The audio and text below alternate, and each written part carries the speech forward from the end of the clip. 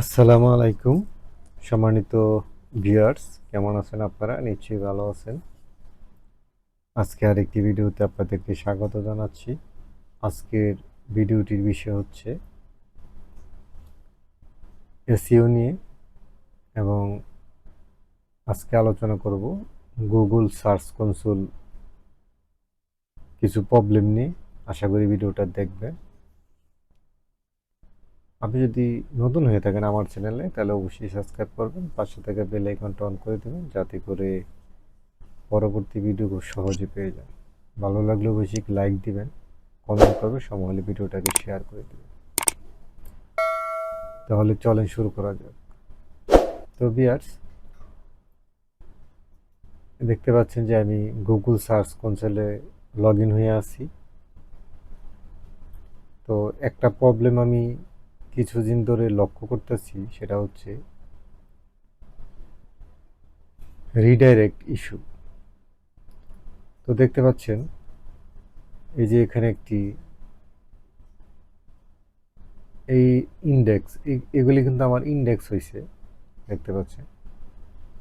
কিন্তু এখানে index URL এর মধ্যে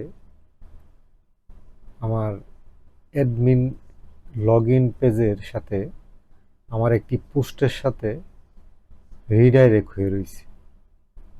এটা আমি রিডাইরেক্টটা আমি করি নাই, কিভাবে হলো, অটোমেটিক্যালি হলো কিনা, অটোমেটিক্যালি হয়ে গেছে, এটা কিভাবে হলো আমি এটা এই ফিক্স করতে পারতেছি না। তা আমি আপনাদেরকে দেখালে বুঝতে পারবেন। আমি এখানে কপি করলাম, আমি এটাকে অ্যাড্রেস বারে পেস্ট করে দেখি। এই দেখতে পাচ্ছেন। আচ্ছা, আমি এখান থেকে পেস্ট করে দেখতে পারি। এখানে এই যে দেখতে পাচ্ছেন, আমি এখান থেকে সরাসরি এখানে চার্জে চলে গেলাম। তো বিয়ার দেখতে পাচ্ছেন এখানে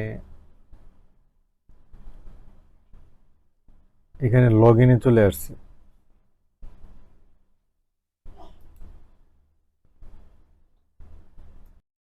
তো বিয়ার্স, আমি এখানে লগ ইন হলে লগ ইনে ক্লিক করলাম।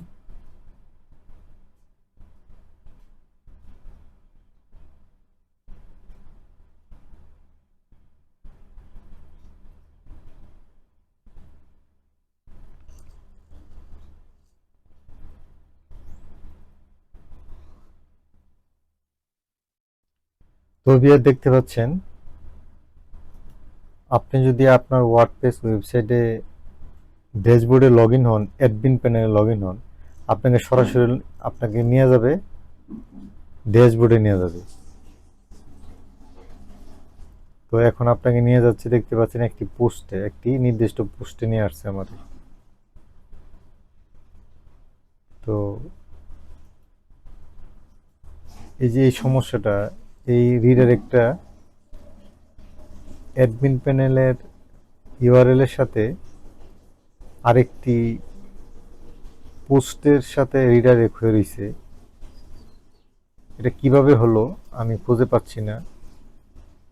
তো ভিউয়ার্স, আপনারা যদি এই ধরনের সমস্যা ফেস করে থাকেন, তাহলে অবশ্যই কমেন্ট বক্সে জানাবেন। তো ভিউয়ার্স, আজকে ভিডিওটা এ পর্যন্তই। যদি ভালো লাগে অবশ্যই লাইক দিবেন, কমেন্ট করবেন, সময় ভিডিওটা শেয়ার করে দিবেন। আজকে এ পর্যন্তই। আল্লাহ হাফেজ।